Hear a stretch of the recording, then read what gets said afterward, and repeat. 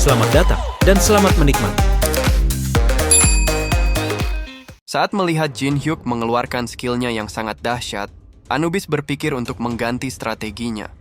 Anubis menargetkan Jin Hyuk sebagai target utama dan memperkuat lebah monster di dalam Hive.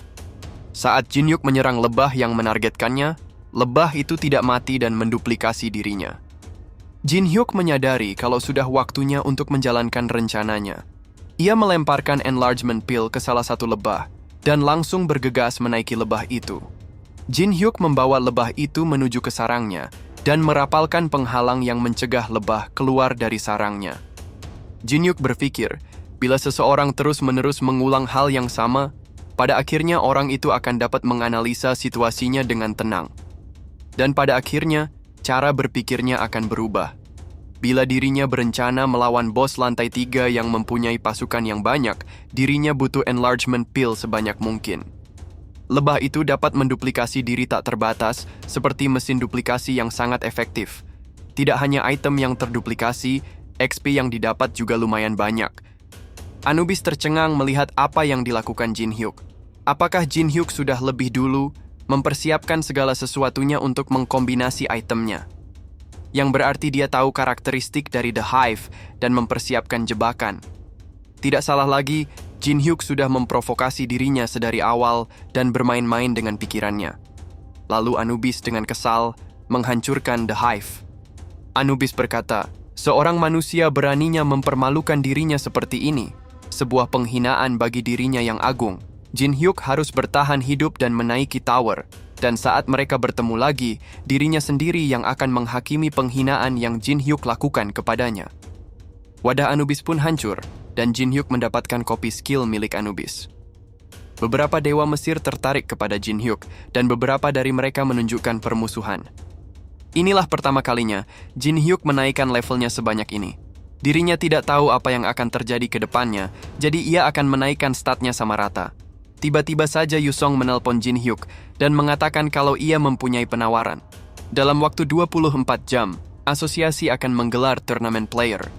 Player dengan rank A ke atas diwajibkan untuk hadir, dan Jin Hyuk harus datang dan bertarung melawan dirinya. Jin Hyuk mengatakan kalau itu hanya akan buang-buang waktunya saja. Tapi Yusong mempunyai sesuatu yang tidak dapat Jin Hyuk tolak, undangan menuju black market. Berdasarkan penjelasan Yusong tentang black market, tempat itu tidak sama seperti coin store yang player gunakan. Lelang itu sangat rahasia di mana hanya yang diundang saja dapat membeli item secara cash. Kebetulan sekali Jin Hyuk membutuhkan banyak item untuk mengalahkan bos lantai 3. Bila black market untuk orang kaya, mungkin ada barang bagus yang dapat ia temukan di sini. Muncul notifikasi. Video yang diupload oleh Jin Hyuk menjadi hot issue video. Sebuah video yang diupload di channel player bermasker yang diberi nama Unknown. Ranker dari guild besar termasuk Teresa terlihat ada di dalam video itu. Jin Hyuk membuang bagian demonic wands, jadi tidak ada yang akan mengkritik guild besar. Tidak ada hal bagus yang datang dari menyiksa guild besar sekarang. Respon yang didapat sesuai dengan yang Jin Hyuk perkirakan. Semua orang penasaran dengan Unknown, si player bermasker. Dirinya mengatakan akan mengalahkan bos lantai 3 di depan perwakilan guild besar. Hal itu membuat dirinya menjadi perbincangan banyak orang. Berdasarkan jumlah penonton, 50 juta penayangan itu sangat besar. Dirinya mendapatkan 500.000 koin dari 50 juta view. Bila dipotong 90% admin fee, ia masih mendapatkan 50.000 koin. Bukan pendapatan yang buruk walaupun biayanya mahal. Di turnamen ini berisi 24 peserta dengan rank A ke atas. Mereka khawatir dengan kegagalan mengalahkan bos lantai 3 akan membuat publik hilang kepercayaan. Asosiasi dan guild besar memutuskan untuk menyiarkan secara langsung turnamen ini untuk menunjukkan kepada publik seberapa kuat dan dapat dipercaya para player yang ada. Jin Hyuk teringat akan penawaran Yusong. Yusong mengatakan bila Jin Hyuk setuju untuk bertarung dengannya, ia akan memberikan Jin Hyuk undangan ini. Jin Hyuk mengatakan kalau dirinya tidak dapat berpartisipasi karena ranknya di bawah A. Yusong mengatakan, pemenang dari turnamen ini akan diberikan 2 pilihan. Yang pertama, memilih replika relik dari Museum Nasional Korea. Yang kedua, pemenang dapat menantang player yang tidak berpartisipasi dalam turnamen. Jadi dirinya akan mengalahkan Jin Hyuk di depan banyak orang. Pertarungan kakek Min dan Lee Yuri menarik banyak perhatian banyak guild besar. Di antara mereka ada Guild Black Cloud dengan ketua guild bernama Hong Deokpyo. Ketua Hong tampak tertarik dengan Yuseong yang mempunyai ilmu pedang yang hebat, dan Yuseong menjadi orang pertama yang menolak tawaran dari guildnya. Ketua Hong ditemani oleh Jong Do-hyun, salah satu talenta yang akan menjadi rank S dalam 3 tahun ke depan. Akhirnya Yusong keluar sebagai pemenang di turnamen itu, dan pada saat wawancara, Yusong memilih hadiah battle request. Yusong menunjuk ke arah bangku penonton dan menantang seseorang untuk turun. Do-hyun merasa kalau dirinya yang ditantang oleh Yusong, tapi ketua Hong menahannya dan mengatakan kalau Yusong bukan menantang dia, tapi seseorang yang ada di belakang sana. Saat Jin Hyuk berdiri, semua orang kebingungan dengan identitas Jin Hyuk. Mereka mendapati kalau Jin Hyuk hanya player rank F. Ketua Hong berpikir Yusong akan mendapatkan ketenaran bila bertarung melawan Do-hyun, tapi mengapa dia memilih player rank F? Apakah Yusong gemar menyiksa yang lemah di depan banyak orang? Jin Hyuk mengatakan dirinya memohon kepada Yuseong. Bila Yusong kalah lagi, berhenti menantang dirinya. Sudah waktunya bagi Yuseong belajar menerima kekalahan.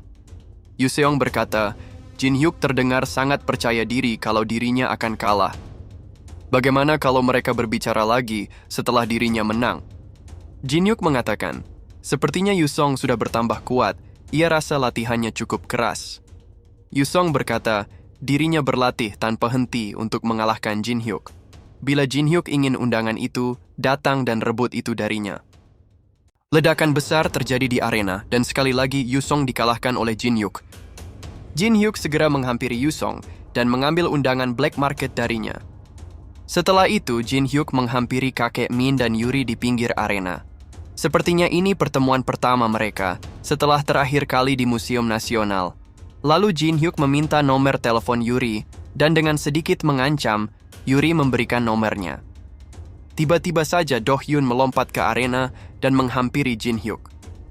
Dengan Eyes of the Truth, Jin Hyuk dapat mengkopi skill Titan Grip.